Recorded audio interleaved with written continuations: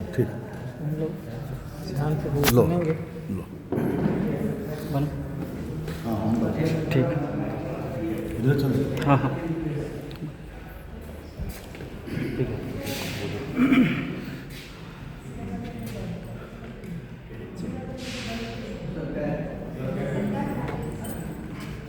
Sir गाएंगे। आज ये इस भावुक बेला में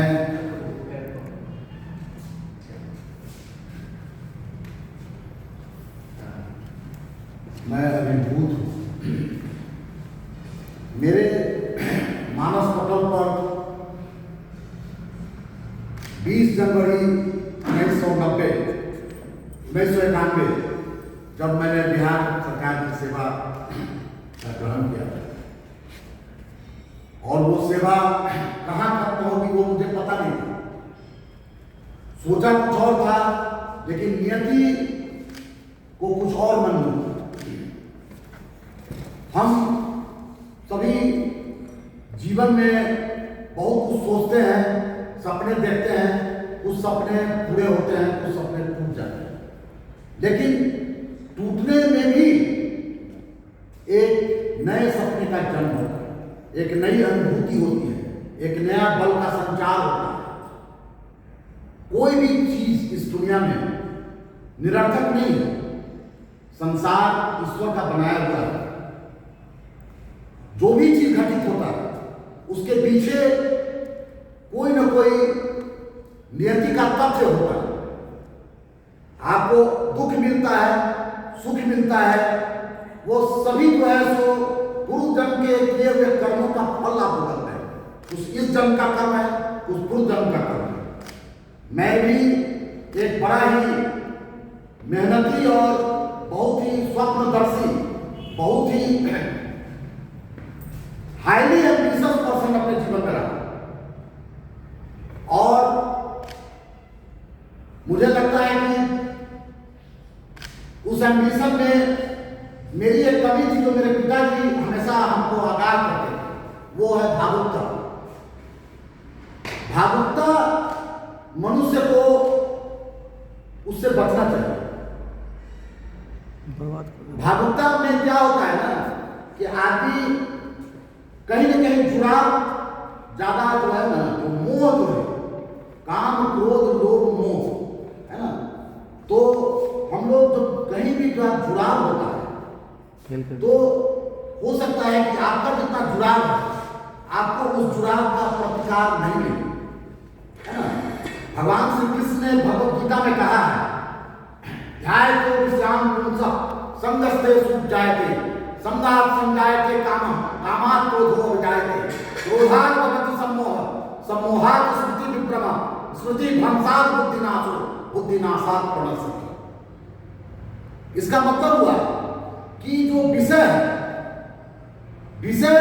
जो संसार में जो भी चीज आप देख रहे हैं, विषय वो सुंदरता भी हो सकती है, वो पल का मोह भी हो सकता है, भविष्य की उत्कंठा भी हो सकती है, पारिवारिक समृद्धि हो, आप किसी चीज को प्राप्त करें अपने जीवन में, तो हो सकता है कि वो आप नहीं प्राप्त कर पाए। तो उससे क्या होता है कि मनुष्य में निराशा और क्रोध की उत्पत्ति होती है। क्रोधात् भवति सम्मोहः, क्रोध जो है मनुष्य को सम्मोहित कर देता है।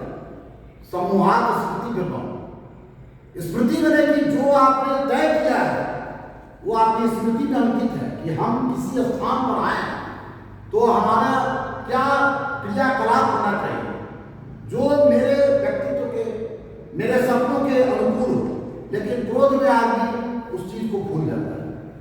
इसलिए क्रोध से बचने की आवश्यकता है। तो भावुकता और क्रोध ये दो चीज मनुष्य को अपने नियत जो आपके सपने हैं, जो आपके कर्तव्य हैं, उससे आपको विरत कर देता है। अभी इस लड़के ने कहा कि साया साथ जाता है, लेकिन साया तब तक साथ जाएगा जब तक ये नश्वर शरीर, भौतिक शरीर है। शरीर का ही साया होता है, आत्मा का साया नहीं होता। तो साया भी आपका एक दिन साथ छोड़ देगा, क्योंकि यह शरीर भी जो है एक दिन साथ छोड़ देगा। तो आपके साथ क्या जाएगा? आपके साथ आपका कर्म है। कर्म क्या है? कर्म के बारे में जानना इसलिए आवश्यक है, क्योंकि अभी जो हमारे सामने में बैठे हुए हैं, जो हमारे बहुत सीनियर हैं, उन्होंने भी अपने कर्म से अपने स्थान को, अपनी गरिमा को प्राप्त किया। और हमारे सामने जो नया जनरेशन बैठा हुआ है वो भी कर्मरत है, उसके सामने भी सपने हैं। तो मेरे यह अनुभूति है कि एक कबीरदास ने कहा था, बड़ा हुआ तो क्या हुआ, जैसे तार खजूर पंछी को छाया नहीं और आगे। तो सपने ऐसे रखिए जो कि एक फलदार वृक्ष की तरह आप दूसरे को छाया दे सकें। हम लोग इस विद्या के मंदिर में हैं, तो हम लोग के संस्कृति में कहा गया है विद्या ददाति विनय। तो विद्या के साथ विनयशील होना आवश्यक है। तो अगर आप क्रोध करते हैं तो आपकी विनयशीलता का भी क्षरण होता है, इसलिए क्रोध से बचना चाहिए। ये एक बहुत बड़ी सीख है।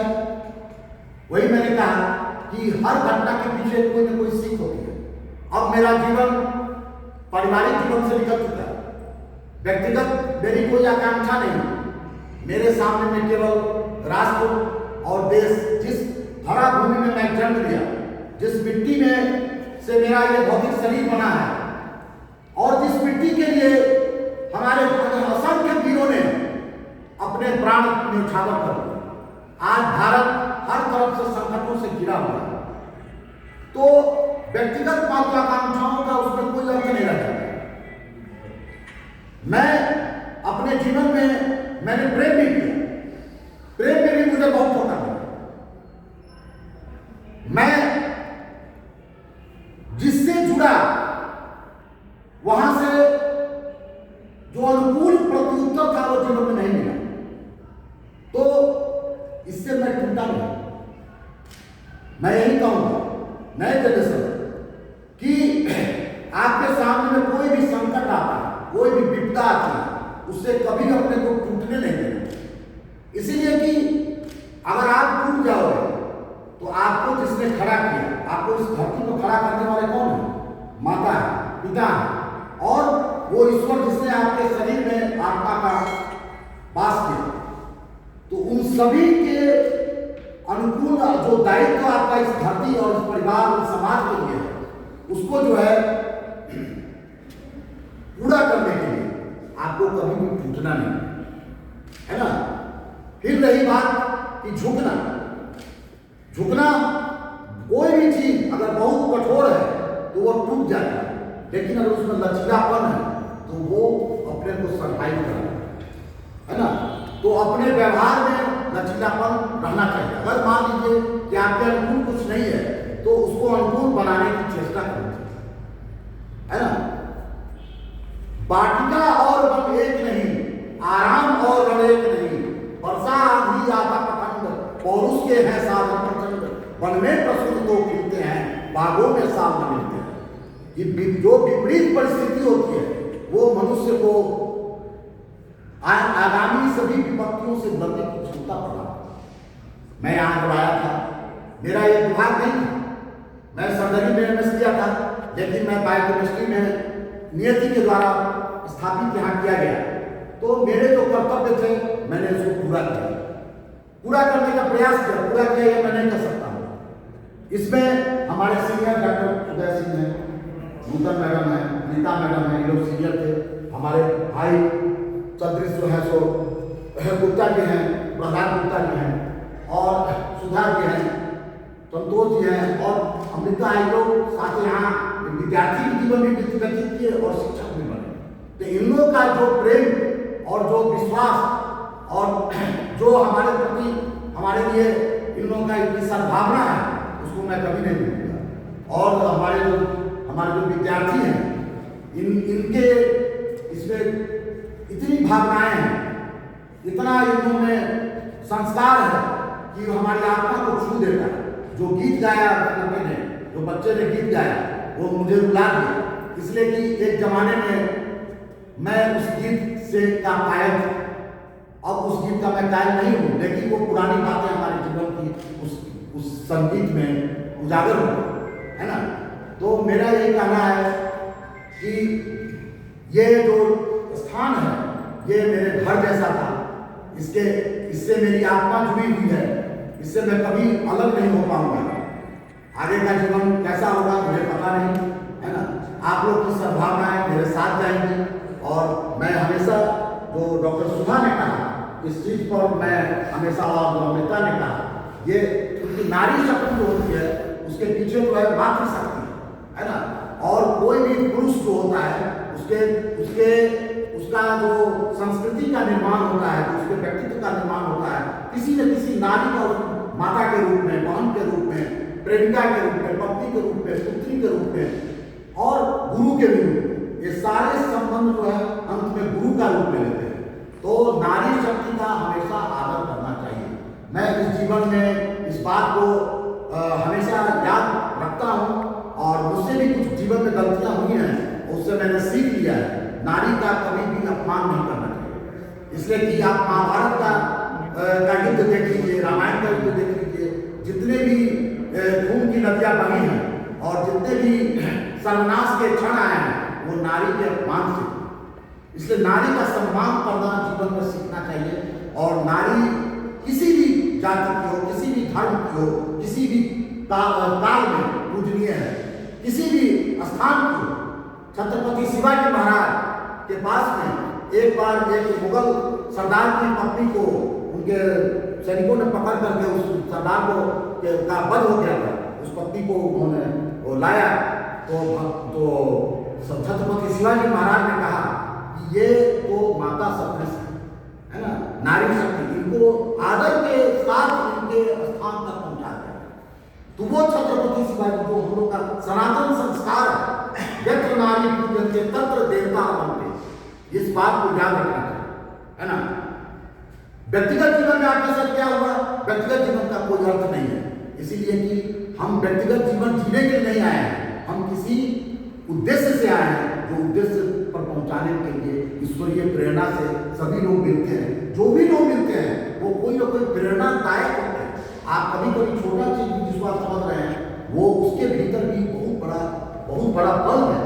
आप जिसको छोटा समझ रहे हैं कभी उसको छोटा नहीं समझें, उसके पीछे भी जो है उसकी भी बात में बहुत बदल होता है और वो आदमी की जीवन की दिशा बदल देता है ना। तो यही मेरा है।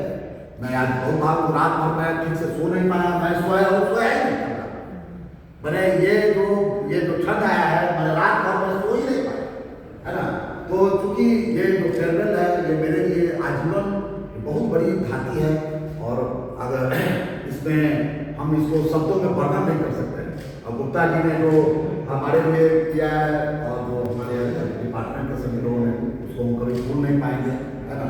अगर किसी के मन में कोई दुख है तो उसको हम उसके लिए जो है सो हमेशा हम चाहेंगे कि उसको क्षमा करने की जरूरत है, समझ ना।